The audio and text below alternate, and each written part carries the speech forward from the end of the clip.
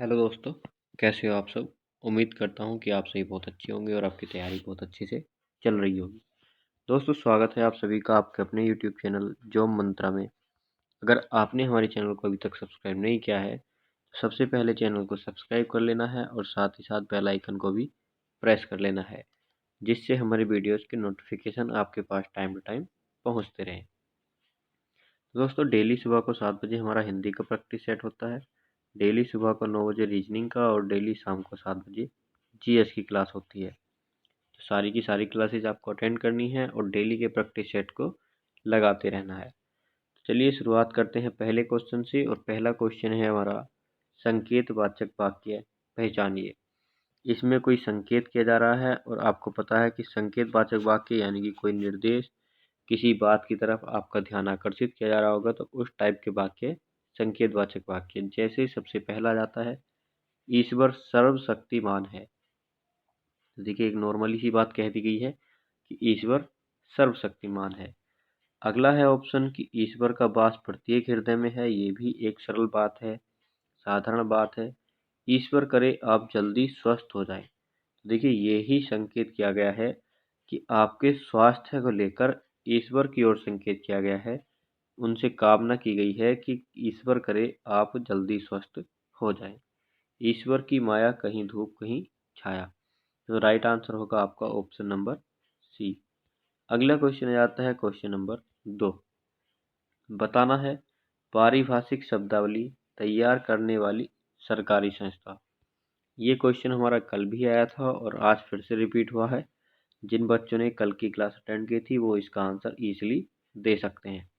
तो पारिभाषिक शब्दावली तैयार करने वाली सरकारी संस्था, केंद्रीय हिंदी संस्थान, केंद्रीय हिंदी निदेशालय, वैज्ञानिक तथा तकनीकी शब्दावली का स्थायी आयोग या हिंदी शिक्षण योजना। देखिए, कल भी आपको बताया था कि वैज्ञानिक तथा तकनीकी शब्दावली का स्थायी आयोग पारिभाषिक शब्दावली तैयार करता है। अगला क्वेश्चन है क्वेश्चन नंबर 3। हरिजन गाथा किसकी रचना है। इंपॉर्टेंट क्वेश्चन है, फटाफट से नोट कर लेना है आपको। हरिजन गाथा धूमिल, नागार्जुन, लीलाधर जंगूडी या फिर आलोक धनबा। तो देखिए, ऑप्शन नंबर बी आपका करेक्ट हो जाएगा। हरिजन गाथा नागार्जुन की रचना है। अगला क्वेश्चन आता है क्वेश्चन नंबर 4। उत्साह स्थायी भाव जब विभाव, अनुभाव और संचारी भावों से परिपुष्ट होकर आस्वाद्य हो जाता है तब कौन सा रस होता है। तो बताना है कि उत्साह स्थायी भाव जब सब में परिपुष्ट हो जाएगा तब कौन सा रस बनेगा। श्रृंगार रस, रौद्र, वीर या करुण रस। तो देखिए, उत्साह किसका होता है स्थायी भाव। वीर रस का स्थायी भाव होता है आपका उत्साह। अगला क्वेश्चन आता है क्वेश्चन नंबर 5। 19-20 होना, अत्यधिक अंतर होना, एक का दूसरे से कुछ अच्छा होना, पक्षपात करना या बाह्य समानता और आंतरिक विषमता। तो देखिए, जैसे गुणों की बात की जाती है, जब गुण की बात करते हैं या किसी भी चीज़ की तुलना की जाती है, तुलना के अर्थ में बोला जाता है कि ज़्यादा फर्क नहीं है, सिर्फ 19-20 का ही अंतर है। तो 19-20 यानी कि वो आपसे 20 है और वो 19 यानी कि एक थोड़ा कम है तो दूसरा थोड़ा अच्छा।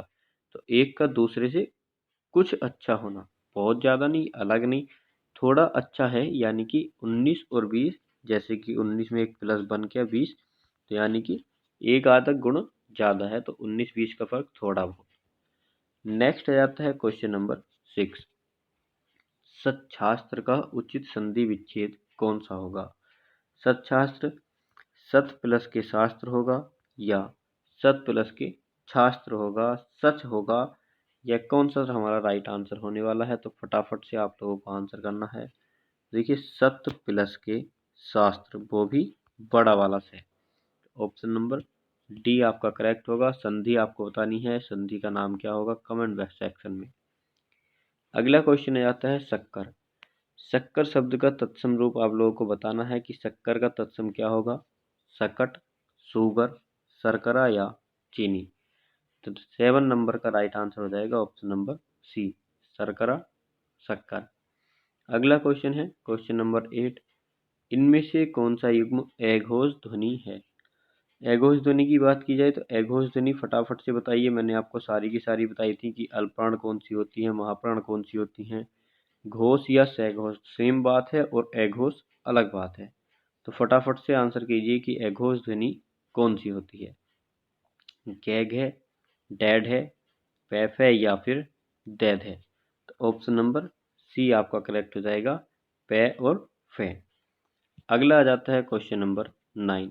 तो यहाँ पर आपको बताना है कि खाली स्थान यानी कि यहाँ पर क्या आने वाला है, रिक्त स्थान की पूर्ति कीजिए, यही आपसे पूछा गया है। तो क्वेश्चन है आपका, आवेदन लिखते समय शब्दों के उपयोग में बहुत सावधानी बरतनी चाहिए, प्रयोग में सावधानी बरतनी चाहिए, संयोग या सुयोग।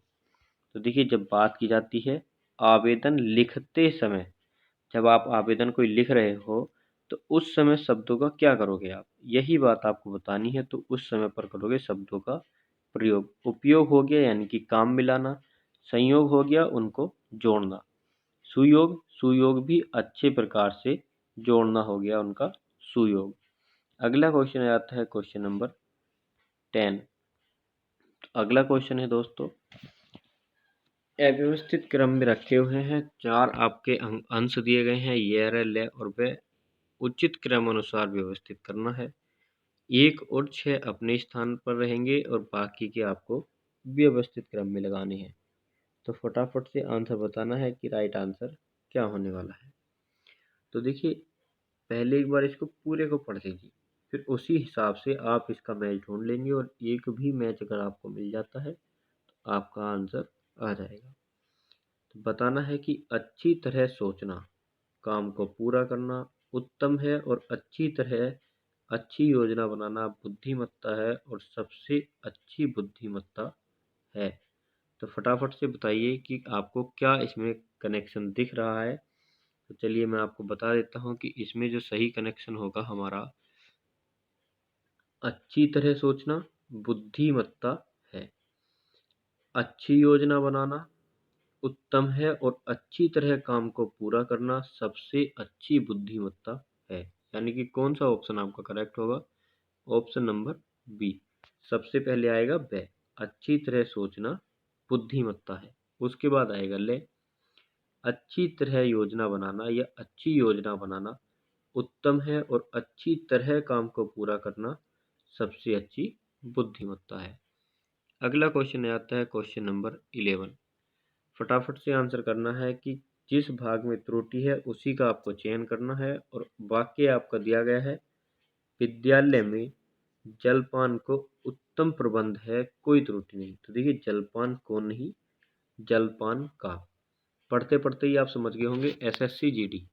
एसएससी जीडी में ठीक इसी प्रकार की बहुत छोटी छोटी सी गलतियां पूछी जाती हैं और बहुत ही आसान सा आपका जो क्वेश्चन है या जो भी पैटर्न है बहुत आसान सा है।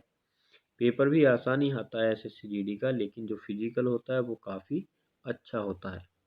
देखिए, जीडी आर्मी नौकरी, तो आर्मी में तो फिजिकली बेटर मांगा जाता है, तो इसलिए पेपर आसान और फिजिकल हार्ड।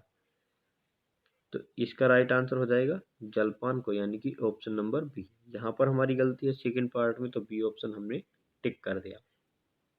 अगला क्वेश्चन है, एक ही वाक्य या वाक्यांश में एक ही तरह के पद, शब्द, पदबंध या वाक्यांश एक साथ आने पर लगाया जाता है। एक ही वाक्य या वाक्यांश की बात की जा रही है और उसमें एक ही तरह के पद हों, शब्द हों या पदबंध हो या फिर वाक्यांश ही क्यों ना हो। अगर एक ही तरह के हैं और एक साथ आ रहे हैं तो हम अल्पविराम लगाएंगे, अर्धविराम लगाएंगे, पूर्ण विराम लगाएंगे या विस्मयादि बोधक चिन्ह लगाएंगे। तो देखिए, जब मैंने आपको विराम चिन्ह कराए थे वहां पर बताया था कि विराम चिन्ह को, किस विराम चिन्ह को क्या कहते हैं और उनका किस तरह से प्रयोग हमको वाक्य में करना होता है। अब देखिए, पद शब्द बार बार इसी तरह से आ रहे हैं तो ये होता है हमारा अल्प विराम। तो हम किसका प्रयोग करेंगे, अल्प विराम का। जिस तरह से हम पर्यायवाची शब्दों में करते हैं तो वो एक ही तरह के शब्द होते हैं, समानार्थी शब्दों में करते हैं बार बार कोमा लगा लगा करके ऐसे, तो ये होता है हमारा अल्प विराम। अगला क्वेश्चन है क्वेश्चन नंबर 13। बताना है कि कोई बच्चा नहीं खेलेगा। रेखांकित शब्द क्या है? तो रेखांकित शब्द है कोई। तो इस समय कोई परिमाणवाचक विशेषण है, गुणवाचक विशेषण, सार्वनामिक विशेषण या फिर सर्वनाम। देखिए, अगर कोई की बात की जाए तो कोई यानी कि अनिश्चित हो गया। अनिश्चित संख्यावाचक में भी हम इसको ले सकते हैं, लेकिन परिमाण हमारे नहीं होते, परिमाण होते हैं हमारे नाप तोल वाले। गुणवाचक यहाँ पर कोई गुण नहीं बताया जा रहा है, गुण दोष होते हैं जैसे काला, गोरा। सर्वनाम, कोई सर्वनाम तो है, लेकिन यहाँ पर इस स्थिति में ये सार्वनामिक विशेषण है, क्योंकि ये बच्चे की विशेषता बता रहा है, कोई बच्चा। यदि सर्वनाम संज्ञा से पहले आकर उसकी विशेषता बताने लगे तो वो सर्वनाम न रह करके सार्वनामिक विशेषण बन जाता है। अगर यहाँ पर होता कि कोई खेल रहा है तो यहाँ पर ये हो जाता सर्वनाम। लेकिन यहाँ पर देखिए, संज्ञा के स्थान पर प्रयोग किए जाने वाले शब्द सर्वनाम, लेकिन संज्ञा तो यहाँ पर खुद ही है, ऑलरेडी संज्ञा दी गई है और संज्ञा को ये डिफाइन कर रहा है, तो ये सर्वनाम नहीं होगा, ये सार्वनामिक विशेषण होगा। बहुत ज़्यादा कन्फ्यूजन होता है आप लोगों को इस चक्कर में, तो आज आपका क्लियर हो गया होगा कि सार्वनामिक विशेषण किस स्थिति में होता है, सर्वनाम किस स्थिति में होता है। अगले क्वेश्चन पर चलिए, क्वेश्चन नंबर 14। देवनागरी लिपि की उत्पत्ति किससे हुई है? खरोष्टी, ब्राह्मी, पैसाची या फिर कैथी? तो क्वेश्चन नंबर 14 का राइट आंसर हो जाएगा आपका ब्राह्मी लिपि से। देवनागरी लिपि की उत्पत्ति ब्राह्मी लिपि। निम्न वाक्यांश में अनेक शब्दों के लिए एक शब्द का चयन करना है और जिसका अनुभव किया गया हो। देखिए, बात की जा रही है जिसका अनुभव किया गया हो। अनुभवी, अनुभवी तो जिसने अनुभव किया होगा वो होगा। अनुभूत, अनुभव योग्य या अनुभाव्य। तो देखिए, जिसका अनुभव कर लिया गया हो तो वो होता है आपका अनुभूत। राइट आंसर हो जाएगा अनुभूत, ऑप्शन नंबर बी। जो अनुभव के योग्य हो, अनुभव योग्य।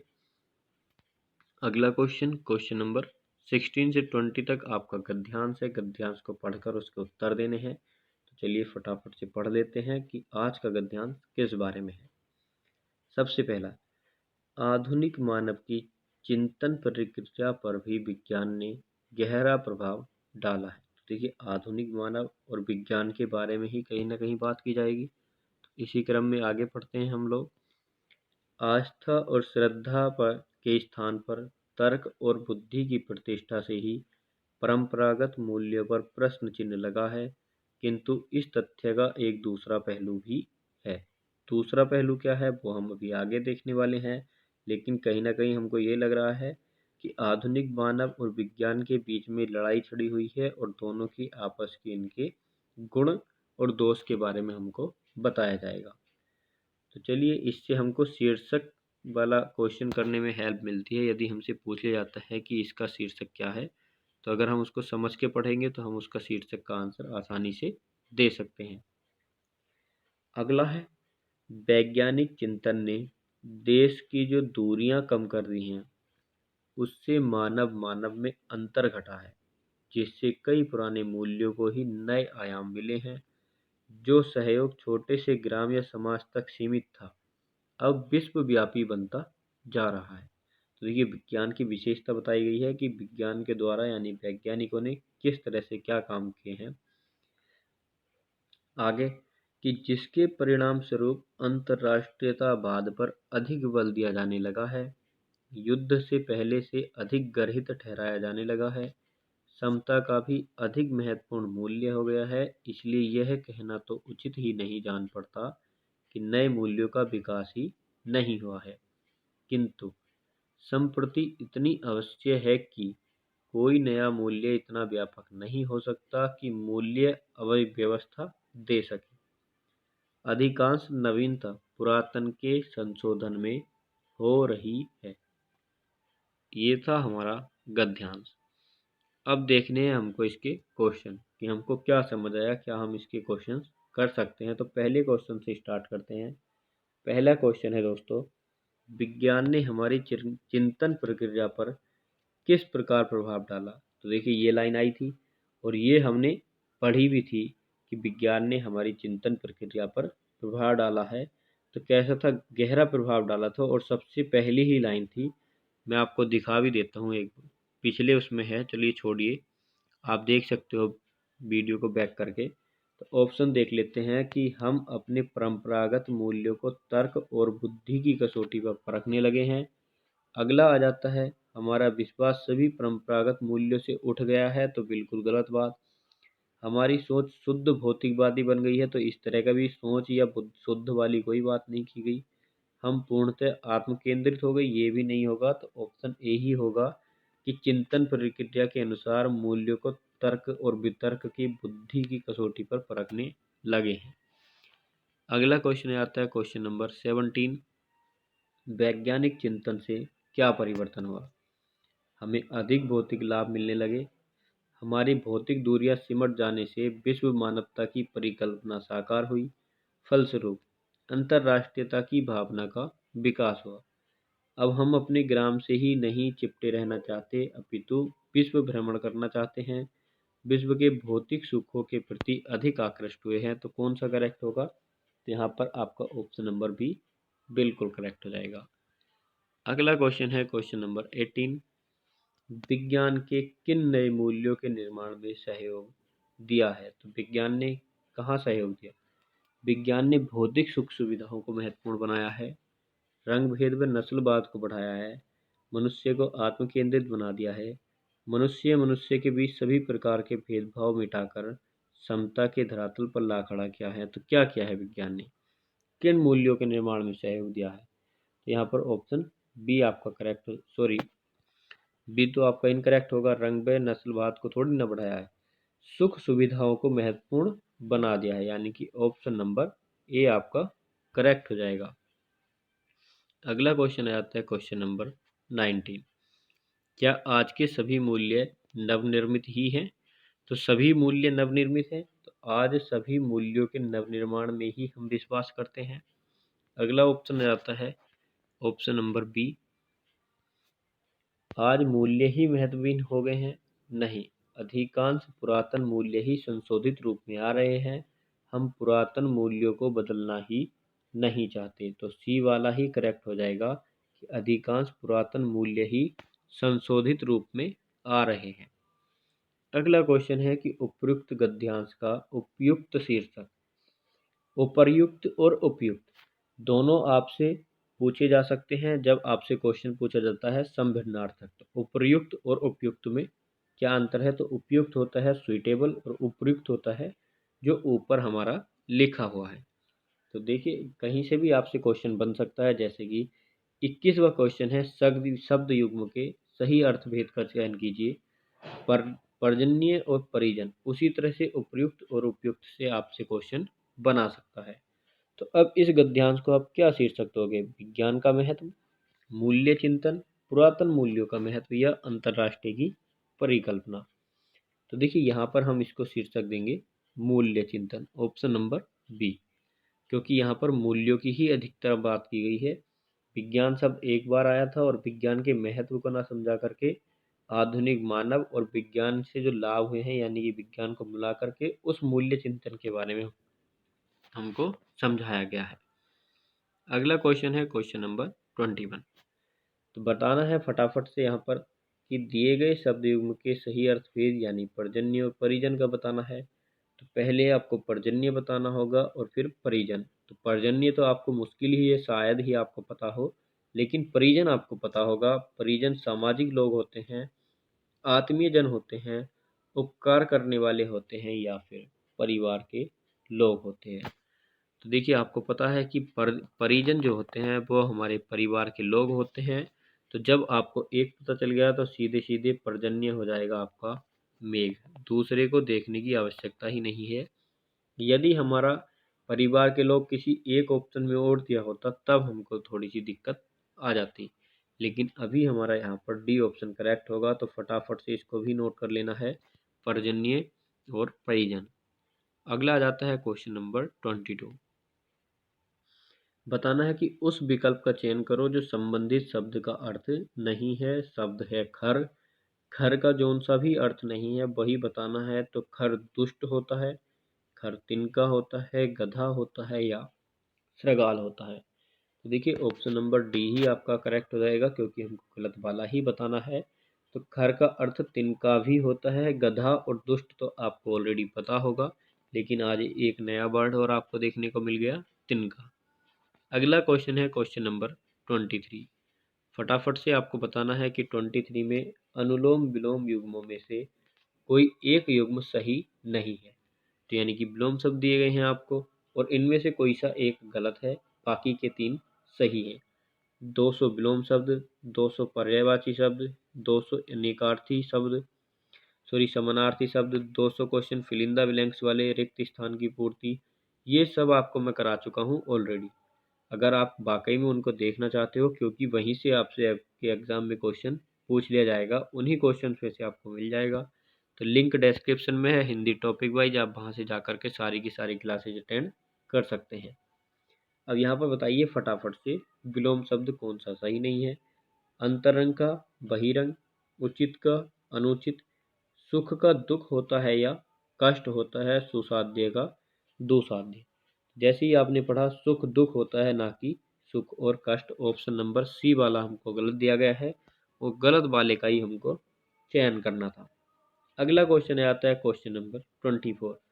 पवन का पर्यायवाची शब्द। देखिए पवन की संधि विच्छेद कल आई थी, और संधि का नाम भी आपको कमेंट बॉक्स में बताना है कि पवन की संधि क्या होगी और संधि विच्छेद क्या होगा। कमेंट में वही लोग बताते हैं जिनको आता है क्वेश्चन का आंसर, और जो लोग कमेंट में नहीं बताते तो समझिए कि उनको उसका आंसर आता ही नहीं है। पवन का पर्यायवाची शब्द है मिलना, पूजना, समीर या आदर। देखिए वायु, समीर, बात, ये सब किसके होते हैं? पवन के पर्यायवाची। ऑप्शन नंबर सी आपका करेक्ट होगा। और लास्ट क्वेश्चन है 25। खर का पर्यायवाची शब्द। खर का पर्यायवाची शब्द अभी अभी आपने कुछ पीछे देखा था, गधा। देखिए यहाँ पर आप मूर्ख भी लगा सकते हो, लेकिन जब हमको गधा दिया गया है तो हमको गधा ही लगाना है। तो क्वेश्चन नंबर 25 का right answer option number D. तो देखिए सारे के सारे क्वेश्चन आज आपके हो चुके हैं, 25 के 25 क्वेश्चन। अगर आपको क्लास अच्छी लगी हो तो लाइक करके अवश्य जाना है, दोस्तों के साथ शेयर भी करनी है, और हमारे चैनल को अभी तक आपने सब्सक्राइब नहीं किया है तो चैनल को भी सब्सक्राइब जरूर से ज़रूर कर लेना है। पीडीएफ के लिए टेलीग्राम ग्रुप की लिंक डिस्क्रिप्शन में है, जा कर के ज्वाइन कर लीजिए। तो चलिए दोस्तों फटाफट से लाइक कीजिए, शेयर कीजिए और हमारे चैनल को सब्सक्राइब भी कर लीजिए।